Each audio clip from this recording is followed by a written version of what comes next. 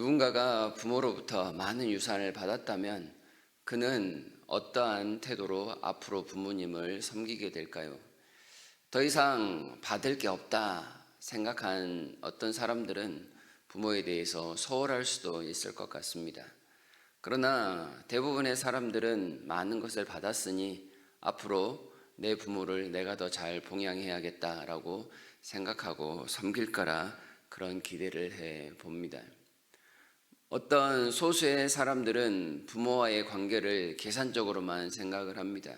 그래서 이제는 부모에게 내가 더 이상 받을 것이 없으니 나와 부모의 관계는 끝났다라고 판단을 해버린다면 그것처럼 악한 사람, 배은망덕한 사람은 없으리라 생각을 합니다. 이런 사람들이 간혹 보이기도 합니다만은 그렇게 많은 사람들이 악하게 살지는 않습니다.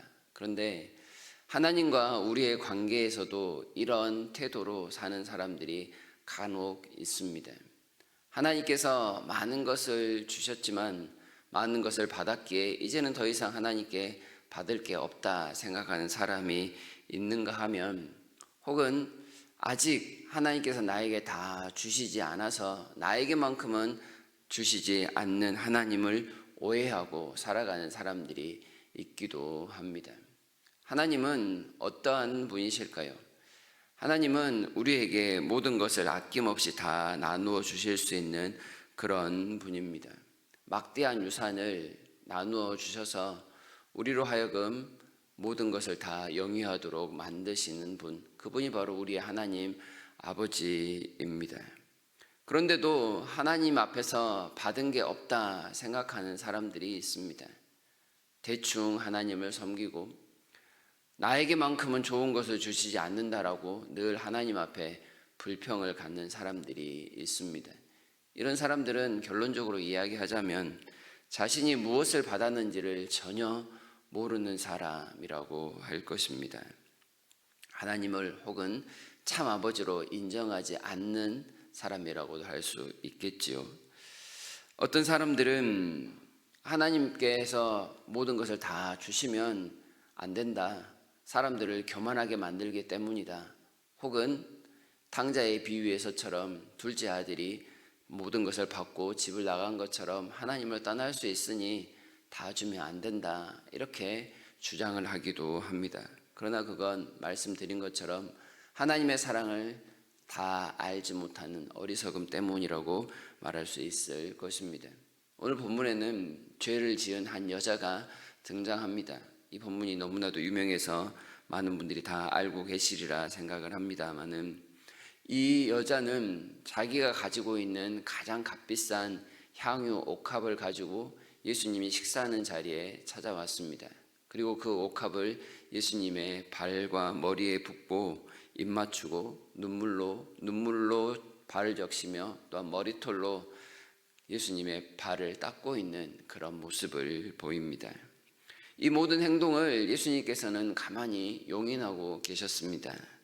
그러나 이 예수님을 식사 자리에 초청한 바리새인 시몬이라는 사람은 이 여인의 모습을 보면서 매우 분개하고 있었습니다. 그러나 예수님은 이렇게 화를 내고 있는 바리새인 시몬을 지적하십니다. 그는 식사 자리에 초청을 했을 뿐 예수님을 향해서 의뢰히 해야 하는 어떠한 행위도 하지 않았습니다. 발 씻을 물도 주지 않았고 환영의 입맞춤도 하지 않았으며 감람류도 예수님의 머리에 붓지 않았다라고 예수님 말씀을 하십니다.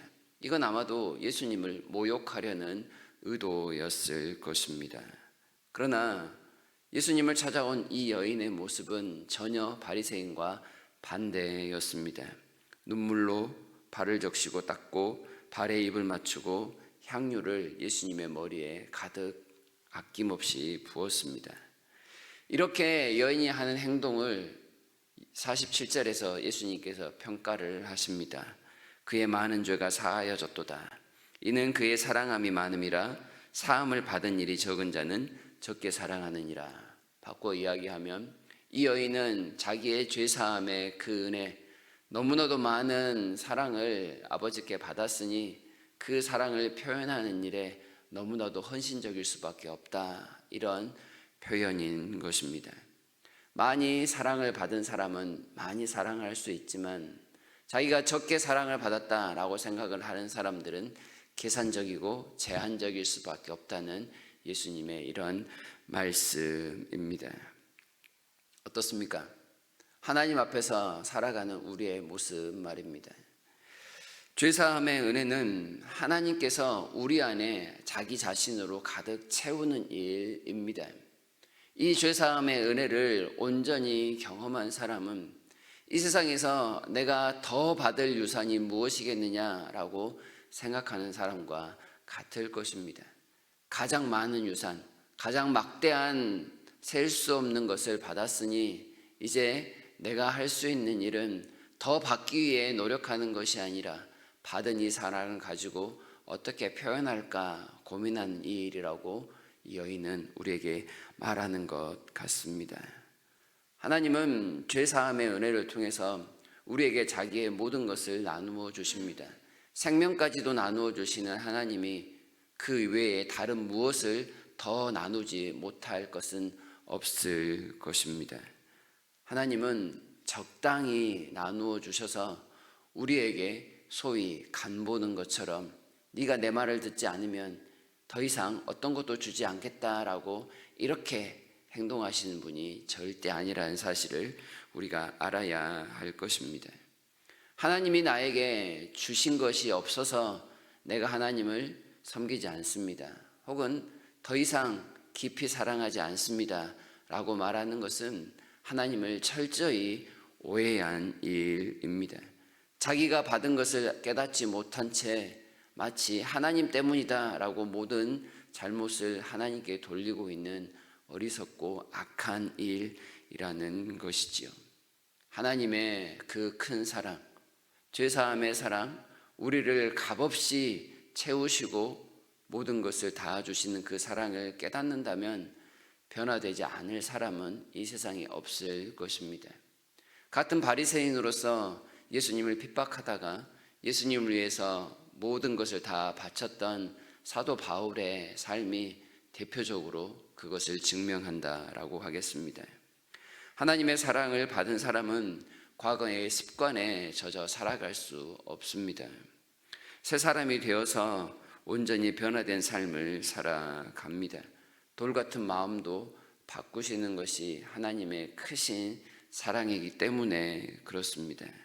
우리는 그 무엇과도 바꿀 수 없는 값비싼 은혜를 받은 사람입니다. 이 여인처럼 우리의 가장 좋은 것을 아낌없이 내어드려도 그것이 오히려 우리에게 기쁨이 될 만큼 정말로 많은 것을 받은 사람들입니다. 우리가 그것을 다 헤아리지 못할 뿐이지요. 앞으로 살아가는 모든 순간에 우리가 할 수 있는 일이 있다면 그 사랑의 깊이와 넓이와 길이와 높이를 헤아리는 일이 되지 않을까 생각해 봅니다. 물론 죽을 때까지 다 헤아릴 수 없겠지만 그럼에도 그 사랑의 깊이를 한 걸음씩 더 체험함을 통하여 하나님 앞에 무엇을 더 받을까가 아니라 하나님께 받은 사랑이 이만큼 컸구나를 늘 감동하며 그 사랑을 갚는 일에 앞장설 수 있는 우리가 되었으면 좋겠습니다. 예배가 우리에게 이 하나님의 사랑을 깨닫게 하는 아주 중요한 시간이 될 것입니다. 그동안 알지 못하였던 하나님의 말씀을 다시금 새롭게 깨닫는 시간, 그리고 그 하나님의 사랑 앞에 더욱더 감사함으로 반응할 수 있는 시간, 그리고 어떻게 하나님을 더 사랑할 수 있는가를 배우는 시간이 우리에게 예배의 자리일 것입니다. 이 예배의 자리를 통해서 이 여인만큼은 지금 당장 헌신하지 못할지라도 하나님 앞에 전심으로 사랑하는 모습을 보이는 우리 모두가 되었으면 좋겠습니다.